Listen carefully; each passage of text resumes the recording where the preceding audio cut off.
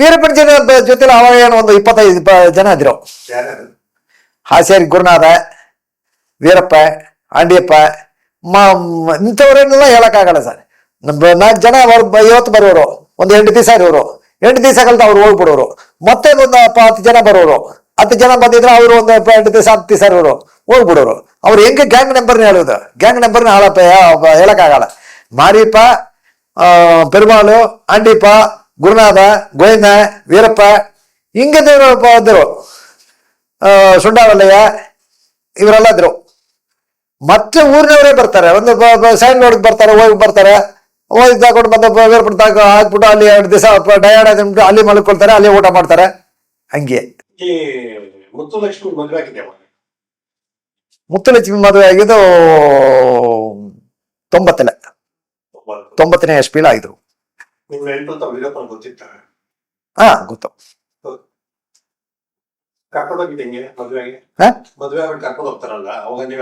ಹೌದು, ಇದ ನಾ ಮದುವೆಗೆ ಆವತ್ತಿನ ಮದುವೆಯಲ್ಲಿ ನಾನಿಲ್ಲ.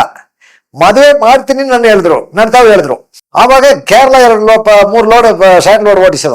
ಅಲ್ಲಿ ವಾಳೆಯಾರ ಹತ್ರ ಒಂದು ಮಿಲ್ ಇದೆ, ಆ ಮಿಲ್ಕ್ ಓಡಿಸಿದ. ಅಲ್ಲಿ 3 ಲೋಡ್ ಓಡುವಾಗ ಲೋಡ್ 1 kg ಅಲ್ಲಿ ಇಲ್ಲಿ 32 ರೂಪಾಯಿ ಕೊಟ್ರು, ಅಲ್ಲಿ 180 ರೂಪಾಯಿ ಕೊಟ್ರು 1 kg. ಅದು ಆಯಿಲ್ ಮಿಲ್. ಆ ಆಯಿಲ್ ಮಿಲ್ಗೆ ದುಡ್ಡು ತಗೊಂಡೋಗಿ 3 ಲೋಡ್ ಕೊಟ್ಟಿದ್ರು. ಅದೆಲ್ಲ 1 ಲೋಡ್ ದುಡ್ಡು ಅರ್ಧ ಕೊಟ್ಟಿದ್ರು, ಅರ್ಧ ದುಡ್ಡು ನಿಲ್ಸಿದ. ಅವರೇ ನಿಲ್ಸ್ಬಿಟ್ರು, ಆಮೇಲೆ ಕೊಡ್ತೀನಿ, ಈಗ ದುಡ್ಡಿಲ್ಲ ನಿಮ್ದು. ಆ ದುಡ್ಡು ಇಸ್ಕೊಂಡು ಬರೋದಕ್ಕೆ ನಾನು ಹೋಗ್ಬಿಟ್ಟೆ. ನಾನು ಹೋಗುವಾಗ, ನಾಳೆ ನಾನು ಮದುವೆ ಆಯ್ತೀನಿ, ಈ ರೀತಿ ಮುತ್ತುಲಕ್ಷ್ಮಿ ಮದುವೆ ಮಾಡ್ಕೊಳ್ತೀನಿ, ನೀ ಮದುವೆಗೆ ಬಂದು ಬಿಡ್ಬೇಕು, ಹೋಗಿ ದುಡ್ಡು ಇಸ್ಕೊಂಡು ಬಂದ್ಬಿಡು ಹಂಗನೆ ಹೇಳಿದ್ರು. ನಾನು ಹೋಗಿ ಅಲ್ಲಿ ನೋಡುವಾಗ ಓನರ್ ಇಲ್ಲ, ಓನರ್ ಬಾಂಬೆ ಹೋಗ್ಬಿಟ್ರು.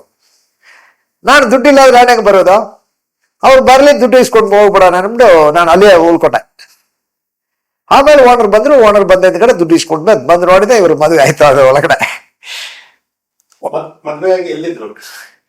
ಮದುವೆ ಆಗಿ ಅಲ್ಲಿ ಕಾವೇರಿ ಒಗನಕಲ್ಲನ್ನು ತಮಿಳ್ನಾಡು ಬಾರ್ಡರ್ ಹೋಯ್ತದೆ, ಕರ್ನಾಟಕ ತಮಿಳ್ನಾಡು ಬಾರ್ಡರ್ ಹೋಯ್ತದೆ ಸರ್. ಈ ಕಡೆ ಒಳಗೆ, ಈ ಕಡೆ ಸಿಂಗಾಪುರ, ಈ ಕಡೆ ಕರ್ನಾಟಕ ಬಾರ್ಡ್ರು. ಇದು ಕರ್ನಾಟಕ ಬಾರ್ಡ್ರು, ಇದು Tamil Nadu border. Central Kaveri river ಹೋಯ್ತದೆ. ಈ ಬಾವಿಗೆ ಈ ಕಡೆ ಬಂದ್ಬಿಟ್ರು, ಕಾವೇರಿ ರಿವರ್ಗೆ ಈ ಕಡೆ ಕರ್ನಾಟಕ ಬಾರ್ಡರ್ಗೆ ಬಂದ್ಬಿಟ್ರು. ನಾನು ಅಲ್ಲಿಂದ ದುಡ್ಡು ಇಸ್ಕೊಂಡು ಕರ್ನಾಟಕ ಬಾರ್ಡರ್ಗೆ ಬಂದಿದ್ದ ಕಡೆ ಒಂದು ವೀರಪ್ಪನ ನೋಡಿದೆ. ಈ ಮುತ್ತುಲಕ್ಷ್ಮಿ ಇದ್ರು. ಮುತ್ತುಲಕ್ಷ್ಮಿ ಒಂದು ಜಾಗ ಮರವಾಗ ನಿಲ್ಸ್ಬಿಟ್ರು, ಯಾಕಂದ್ರೆ ಗೊತ್ತಾಗಬಾರ್ದು ಉಂಟು. ನನಗೆ ಗೊತ್ತಾಯ್ತದ ಮದುವೆ ಆಗಿರೋದನ್ನು ನನಗೆ ಗೊತ್ತು, ಕಡೆ ನನ್ನ ತಾವು ಹೇಳಿದ್ರು. ಆಮೇಲೆ ಒಂದು ಗ್ಯಾಂಗ್ ಅವರೆಲ್ಲ ಒಂದು ತಾವು ಅಡುಗೆ ಮಾಡ್ಕೊಂಡಿದ್ರು. ಎಲ್ಲಿ ವೀರಪ್ಪನ ಕೇಳಿದೆ, ವೀರಪ್ಪನ್ ಬೇರೆ ಕಡೆ ಹೋಗಿದ್ದಾರೆ ಹಂಗನೆ ಹೇಳಿದ್ರು. ಬೇರೆ ಕಡೆ ಎಲ್ಲಿ ಹೋಗಿದ್ದಾರೆ ಹೇಳೋ, ನಾವು ದುಡ್ಡು ತಗೊಂಡು ಬಂದಿದ್ವಿ, ದುಡ್ಡು ಅವ್ರು ತಾವು ನಾನು ಕಣಕ್ ಒಪ್ಪಿಸ್ಬೇಕು ಹಂಗನೆ ಹೇಳ್ದೆ. ಅಲ್ಲಿಗಾರ ಹೋಗೋಂಗನೆ ಹೇಳಿದ್ರು. ನಾನು ಹೋಗೋದಪ್ಪ ನೋಡ್ಬಿಟ್ಟು ವೀರಪ್ಪ ಫಸ್ಟೇ ನನ್ನ ನೋಡ್ಬಿಟ್ರು. ಮುತ್ತುಲಕ್ಷ್ಮಿ ಅಲ್ಲೇ ಕೂರಿಸ್ಬಿಟ್ಟು ಬಂದಿದ್ರು, ನನ್ನ ತಾವಾಗ ಬಂದಿದ್ರು. ನಾನು ಇಲ್ಲಿಂದ ಹೋಗುವಾಗ ಮುತ್ತುಲಕ್ಷ್ಮಿ ನೋಡ್ಬಿಟ್ಟೆ. ಸರಿ, ಒಂದು 200 ಅಡಿ ಡಿಫರೆನ್ಸ್. 200 ಅಡಿಗೆ ಈ ಕಡೆ ನಾನಿದ್ವಿ, 200 ಅಡಿಲ ಬರೋದಾರೆ. 200 ಅಡಿಲ ಅಲ್ಲಿ ಮುತ್ತುಲಕ್ಷ್ಮಿ ಕೂರಿಸ್ಬಿಟ್ಟು ಇವ್ರು ಒಬ್ಬರು ಮಟ್ಟು ಬಂದಿದ್ರು. ಅಲ್ಲಿ ಕೂರಿಸ್ಬಿಟ್ಟು ಬರ್ತೀರಾ ಲೇಡೀಸ, ಅಲ್ಲಿ ಕೂರಿಸ್ಬಿಟ್ಟು ಬರ್ಬೋದು ಬೇಡ, ನೀ ಕರ್ಕೊಂಡೆಪ್ಪ ಹಂಗಂತ ನಾನು ಹೇಳಿದೆ. ಆಮೇಲೆ ಕರ್ಕೊಂಡೆ ಬಂದಿದ್ರು. ಆಮೇಲೆ ಅಲ್ಲ ಆ ದುಡ್ಡೆಲ್ಲ ಕೊಟ್ಟಿದ್ದವು ಎಲ್ಲ ಲೆಕ್ಕ ಮಾಡ್ಕೊಂಡ್ರು. ಲೆಕ್ಕ ಮಾಡ್ಕೊಂಡ್ಬಿಟ್ಟು ಅಲ್ಲಿ ಒಂದು 2-3 ದಿವಸ ಅದ. ಆಮೇಲೆ ಬೇರೆ ಕಡೆ ಚೇಂಜ್ ಮಾಡ್ಕೊಂಡು ಹೋಗ್ಬಿಟ್ಟು, ಚೇಂಜ್ ಮಾಡಿ ಹೋಗೋದ್ ಕಡೆ ಹಂಗೆ ಕಾಡು ಒಳಗಡೆ ತಿರುಗಾಡ್ಕೊಂಡಿದ್ರು. ಆಮೇಲೆ ಈ ಶ್ರೀನಿವಾಸ ಡಿ.ಎಫ್ ಬಂದಿದ್ರು. ಶ್ರೀನಿವಾಸ ಡಿ.ಎಫ್ ಬಂದು ಅಲ್ಲಿ ಬೋಧಗಳಲ್ಲಿ ಒಂದು ಬೆಟ್ಟ ಇದೆ, ಅಲ್ಲಿ ಒಂದು ಅಟ್ಯಾಕ್ ಮಾಡಿದ್ರು. ಅಲ್ಲಿಂದ ಎಲ್ಲ ಡಿವೈಡ್ ಆಗಿ ಬರಾರಿ ಆಗ್ಬಿಟ್ರು. ಅಲ್ಲಿಂದ ಬರಾರಿ ಅಂದ ಕಡೆ ನಾವೆಲ್ಲ ಮನೆಗೆ ಬಂದ್ಬಿಟ್ಟ. ಮನೆಗೆ ಒಂದು 10 ದಿವಸ 20 ದಿವಸ ಅಂತ. ಆಮೇಲೆ ಏನಾಯ್ತು, ಈ ಊರಿನವ್ರು ಯಾರೋ ಹೇಳ್ಬಿಟ್ರು, ಶ್ರೀನಿವಾಸ ಡಿ.ಎಫ್ ಈ ರೀತಿ ಇವರೆಲ್ಲ ಹೋಗಿದವರು ವೀರಪ್ಪನ ನೋಡಿದ್ದಾರೆ ಹಂಗನೆ ಹೇಳ್ಬಿಟ್ರು. ಸರಿ, ಬಂದು ಕರೆದ್ರು. ಇನ್ನೇ ವೀರಪ್ಪನ ನೋಡಿದ್ಯಾ ಹಂಗನೆ ಹೇಳಿದ್ರು. ನೋಡಿದ.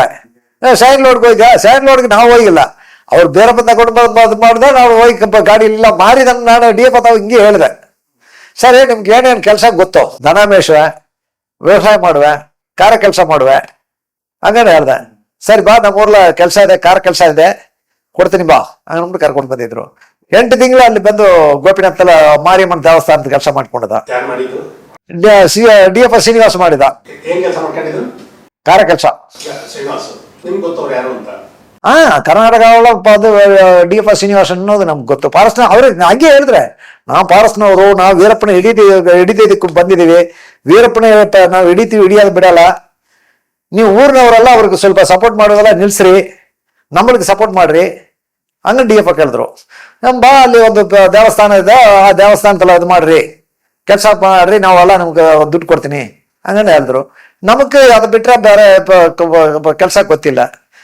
ನೇರ ಬರ್ತೀನಿ ಅಂದ್ಬಿಟ್ಟು ನಾವು ಒಂದು 10-20 ಸೀಟ್ ಬಂದಿದ್ದೋ, ಇವರು ಅವರು ಎಲ್ಲಾமே ಬಂದಿದ್ದೋ.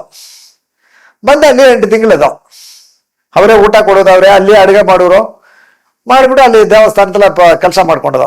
ಆ ದೇವಸ್ಥಾನ ಕಟ್ಟಿ ಆ ಕೆಲಸ ಎಲ್ಲ ಮುಗ್ದಾಯ್ತು. ಮುಗ್ದೋದ್ರಿಂದ ಕಡೆ ಒಂದು ದಿವಸ ಜೀಪ್ ಎಲ್ಲತ್ತೀಯ ಪೊಲೀಸ್ ಗಾಡಿ, ಜೀಪ್, ಫಾರೆಸ್ಟ್ ಜೀಪ್ ಎಲ್ಲತ್ತೀಯ ಗಾಡಿ ರಾತ್ರಿ ಅಲ್ಲಿ ಒಂದು ಕೆಲಸ ಇದೆ, ಹೋಗೋಣ ನೋಡ್ಬಿಟ್ಟು ಬರೋಣ ಹೋದ್ರು. ಅಲ್ಲಿ ಪಾಳಾರ್ ಕರ್ಕೊಂಡು ಹೋದ್ರು. ಪಾಳಾರ್ ಕರ್ಕೊಂಡೋಗಿ ಆವತ್ತು ಏನ್ ಮಾಡ್ತಾರೆ, ಪ್ರೆಸ್ ಅವ್ರು ಯಾರ ಬರ್ತಾರೆ, ಪ್ರೆಸ್ ಅವ್ರು ಬರುವಾಗ ನಮ್ಮಳೆಲ್ಲ ತೋರಿಸೋದಿಲ್ಲ, ಕೊಂಡೋಗಿ ಕಾಡು ಒಳಗಡೆ ಯಾವ್ದು ಒಂದು ಜಾಗ ಮಾಡ್ಕೊಂಡು ನಿಲ್ಸ್ಕೊಳ್ಳೋದು. ಪ್ರೆಸ್ ಅವ್ರು ಹೋದ ಕಡೆ, ಯಾಕಂದ್ರೆ ಪ್ರೆಸ್ ಅವ್ರು ಗೊತ್ತು ಬಂದ ಇದ್ರೆ ಇವರೆಲ್ಲ ಫೋಟೋ ಐತಾರೆ, ಅದು ಕೊಯ್ಲ್ ದೇವಸ್ಥಾನದ ಕೆಲಸ ಮಾಡ್ಕೊಂಡಿದ್ದಾರೆ ಅದಾಯ್ತದೆ, ಪಬ್ಲಿಷ್ ಆಯ್ತದೆ ಹಂಗ ಅನ್ಬಿಟ್ಟು ಈ ರೀತಿ ಅವ್ರು ಮಾಡ್ಕೊಂಡಿದ್ರು. ಆಮೇಲೆ ಈ ರೀತಿ ಒಂದು ಟೈಮ್ ಮಾಡ್ಕೊಂಡಿದ್ರು. ಆಮೇಲೆ ಒಂದು ದಿವಸ ಬನ್ರಿ ಹೋಗೋಣ ಬಾಳಾರ್ ಕಡೆ ಒಂದು ಕೆಲಸ ಇದೆ ಅಂದ್ಬಿಟ್ಟು ಕರ್ಕೊಂಡು ಹೋಗಿದ್ರು. ಅಲ್ಲಿಂದ ನೇರ ಬೆಟ್ಟ ಅಲ್ಲಿ ಹೋಗಿ ಒಂದು ಬಂಗ್ಲಾ, ಆ ಬಂಗ್ಲಾವಲ್ಲ ಕೂರಿಸ್ಬಿಟ್ರು. ಕೂರಿಸ್ಬಿಟ್ಟು ಒಂದು ಕಡೆ ಎಲ್ಲ ಫೋಟೋ ತೆಗೆದ್ರು. ಪೊಲೀಸಿನವರು ಅವರವರು ಎಲ್ಲ ಬಂದಿದ್ರು, ದೊಡ್ಡ ದೊಡ್ಡ 21 ಜನ. ಅಲ್ಲಿಂದ ದೊಡ್ಡ ಗಾಡಿ ಬಂತು, ಕರ್ನಾಟಕ ಗಾಡಿ, ಪೊಲೀಸ್ ಗಾಡಿ ಒಂದು ಬಂತು. ಅಲ್ಲಿಂದ ನೇರ ಬೆಟ್ಟದ ಶಿಫ್ಟ್ ಮಾಡಿದ್ರು. ಶಿಫ್ಟ್ ಮಾಡಿ ಸ್ಟೇಷನ್ ತಗೊಂಡೋಗಿ ಕೂರಿಸಿದ್ರು. ಅಲ್ಲ ತಾವು ಫಿಂಗರ್ ಫ್ರಂಟ್ ಎತ್ತಿದ್ರು. ತಂದೆ ಹೆಸರು ತಾಯಿ ಹೆಸರು ಏನನ್ನು ಕೇಳಿದ್ರು. ಹೇಳಿದ್ರ ಏನ್ ಆದ್ರೆ ನಮ್ಗೆ ಗೊತ್ತಿಲ್ಲ, ಏತ್ ಕರ್ಕೊಂಡು ಬರ್ತಾರೆ, ನಮ್ಗೆ ಕೇಸ್ ಹಾಕ್ತಾರೆ ನಮ್ಗೆ ಗೊತ್ತಿಲ್ಲ. ಅಲ್ಲಿ ಬಂದು ಅಲ್ಲ ಫಿಂಗರ್ ಫ್ರಂಟ್ ಎತ್ತಿದ್ರು, ತಾಯಿ ತಂದೆ ಹೆಸರೆಲ್ಲ ಹೇಳಿದ್ರು, ಲಾಕಪ್ ಹಾಕಿದ್ರು. ಆಮೇಲೆ ನಮ್ಗೆ ಗೊತ್ತಾಯ್ತು ಕೇಸ್ ಹಾಕ್ತಾರೆ, ನಾವ್ ಏನು ತಪ್ಪಿ ಮಾಡಿಲ್ಲವಾ ಹಂಗನ್ನ ಹೇಳಿದ್ರೆ, ನೀವೆಲ್ಲ ಈಗ ವೀರಪ್ಪನ ಗ್ಯಾಂಗ್ನವರು, ನಿಮ್ಗೆಲ್ಲ ಕೇಸ್ ಹಾಕ್ತಿವಿ, ನೀವೆಲ್ಲ ವೀರಪ್ಪನಿಗೆ ಸಪೋರ್ಟ್ ಮಾಡ್ತೀರಾ, ತಮಿಳ್ನವ್ರಿಗೆ ಇದೇ ಕೆಲಸ ಆಯ್ತು ಹಂಗನ್ಬಿಟ್ಟು ನಮ್ಮ ಮೇಲೆಲ್ಲ 2 ಕೇಸು 3 ಕೇಸು 1 ಕೇಸು ಈ ರೀತಿ ಕೇಸ್ ಹಾಕಿ ತಗೊಂಡೋಗಿ ಕೊಲಗಳ ಕೋರ್ಟ್ಲ ಹ್ಯಾಂಡ್ ಓವರ್ ಮಾಡಿದ್ರು. ಹ್ಯಾಂಡ್ ಓವರ್ ಮಾಡಿಬಿಟ್ಟು ಮತ್ತೆ ಒಂದು ವೀಕ್ ಕಸ್ಟಡಿ ಎತ್ಕೊಂಡ್ರು. ಕೋರ್ಟ್ ಕಸ್ಟಡಿ ಎತ್ಕೊಂಡು ಬಂದು ಇಲ್ಲಿ ಈ ರೀತಿ ಒಂದು 10 ಅಡಿಗೆ 10 ಅಡಿ ರೂಮ್, ಇದೆಲ್ಲ 22 ಜನ ಅದ. 1 ವಾರ 7 ದಿವಸ 70 ಡೇಸ್ ಒಂದೇ ಇದೆಲ್ಲ 10 ಅಡಿ ರೂಮ್ಲ ಹೆಂಗಾರ ನೈಟ್ ಪಗಲೆ ಒಂದು ಒಬ್ಬನ ನಾಳೆ ಒಬ್ಬ ಹಿಂಗೆ ಬಿದ್ದಿದ್ದ. ಆಮೇಲೆ ಕಸ್ಟಡಿ ಮುಗಿದ ಮತ್ತೆ ಕರ್ಕೊಂಡೋಗಿ ಕೊಲೆಗಾರಲ ಕೋರ್ಟ್ಲ ಹ್ಯಾಂಡ್ ಓವರ್ ಮಾಡಿದ್ರು.